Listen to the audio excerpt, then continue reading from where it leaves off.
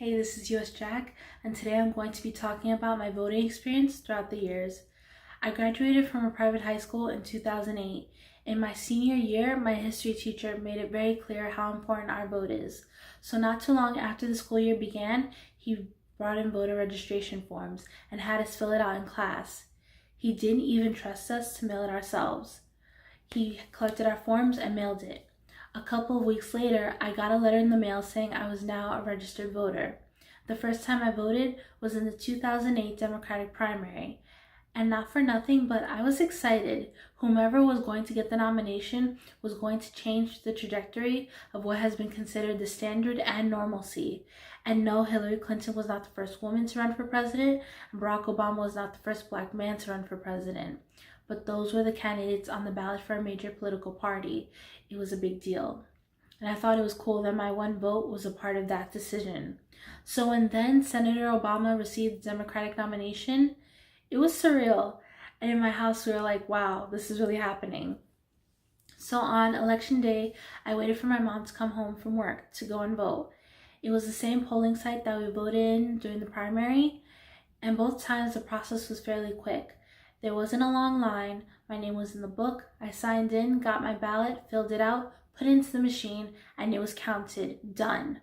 I found it gratifying to know that my vote, along with millions of others, elected the first black president of the United States. And no, that wasn't the reason why I voted for him. I voted for him because I agreed with what he said and represented. I liked that he was inclusive of all citizens and non-citizens, and I felt that he had leadership qualities that emulated a great president. And we were all right.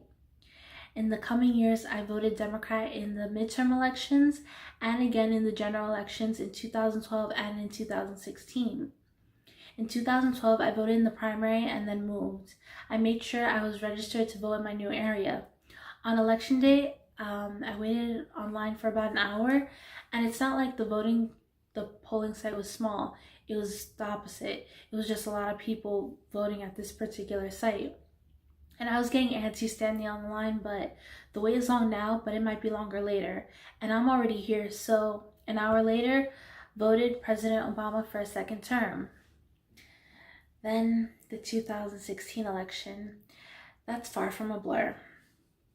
Fall 2015, I'm in a class and the teacher is talking about the upcoming presidential election. He was like, the people like dynasties. Jeb Bush is going to get the Republican nomination and he's going to be the 45th president of the United States. And he thought Hillary didn't stand a chance. When Trump announced that he was running for president, it was a hysterically funny joke up until he got the Republican nomination. But I wasn't worried at the time. I felt that the country was in a progressive state. While electing President Obama didn't eliminate racism, I felt that we were chipping away at it, which is better than nothing. And I thought that the country was ready to elect a female president, especially if your opponent is Donald Trump, who had no qualifications whatsoever. And I saw the debates. Hillary, quote unquote, won all of them. She's definitely presidential material. And the next thing you know, the Access Hollywood tape dropped. Grab him by the what? Like, he's done, it's over. For the 2016 primary, I moved and I forgot to register. So I filled out an affidavit ballot, also known as a provisional ballot, and in turn was re-registered to vote in my area for the general election. The morning of the election day 2016, my mother calls me. She's like, oh, did I wake you? No, I've been up for a while.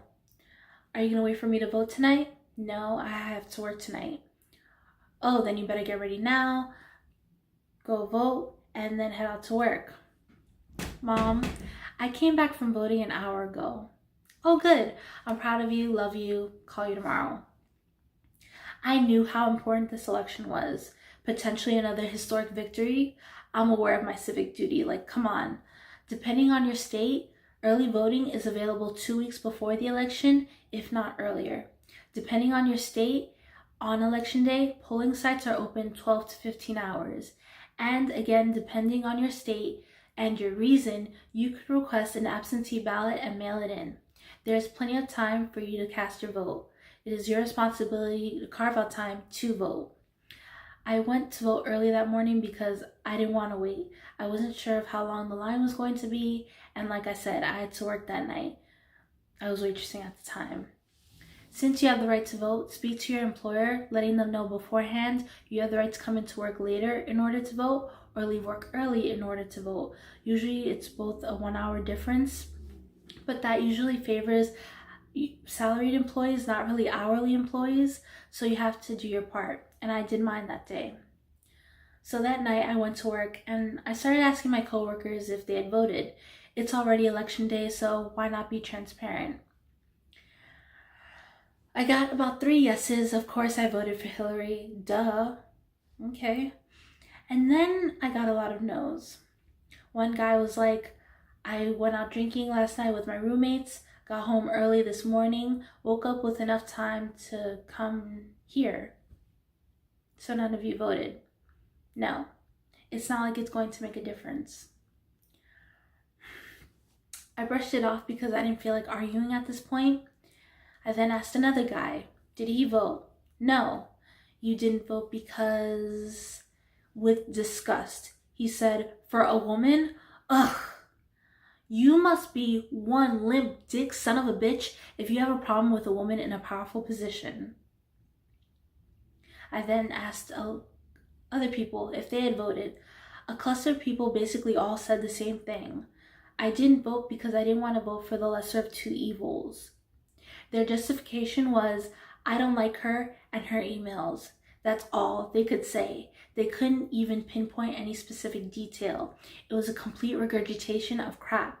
And honestly, Hillary Clinton has been vilified since she was the First Lady of Arkansas and has been successful despite of it, except becoming President of the United States. That night in the break room, the TV was on CNN. The map of the US was red with spots of blue here and there. I was hoping that by the morning there would be a different outcome, but that wasn't the case. The next night, people are upset, and one of the girls from the cluster of the lesser of two evils said, I'm surprised Hillary didn't win. Are you kidding me? It's because of you and others like you didn't go out and vote. You have the right to vote, and yet you chose to view voting as a privilege that you didn't care to partake in. While 138 million Americans voted in the 2016 presidential election, that made up only 58.1% of our voting eligible population.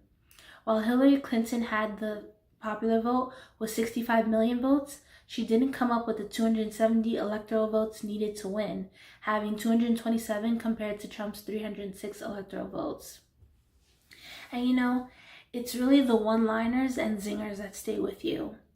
My voting epiphany happened 4 years before I was eligible to vote. Back when the Oscars had hosts, Billy Crystal hosted the Oscars 9 times, from 1990 to 1993, 97, 98, 2000, 2004, and 2012. It's what he said at the 2004 Academy Awards in his opening monologue. I first hosted the show 13 years ago. Things were so different then. You want to know how different it was? Bush was president, the economy was tanking, and we just finished a war with Iraq. Isn't that amazing? That has stuck with me for all the wrong reasons. And if you don't get the gist of it, he was first talking about the 41st president, George H.W. Bush, and the Gulf War in 1990, and in 2004 about his son, the 43rd president, George W. Bush, and the Iraq War. And if that doesn't bother you, like, I don't know what will. And now some people may argue that that wasn't a joke. That was an observation. But exactly. The fact that history repeated itself in the span of 13 years doesn't bother you or put you over the edge, I don't know what will. And you want to know what the icing on the cake of irony was? That broadcast was in February 2004. It was an election year. That November, President Bush won his second term. Please go out and vote. Now, I've heard the saying that presidents aren't elected, they're selected, and there was a meme a couple of years ago showing the hood, and it being the same under Presidents Bush, Clinton, Obama. The federal government can go so far by affecting your neighborhood and state, but take into consideration, did you vote for your senators, your congressmen, your assemblymen, your councilmen, your controller, your public advocate, your mayor, your governor. Every election for every position in public office is important. Please make your voice heard and vote. Later.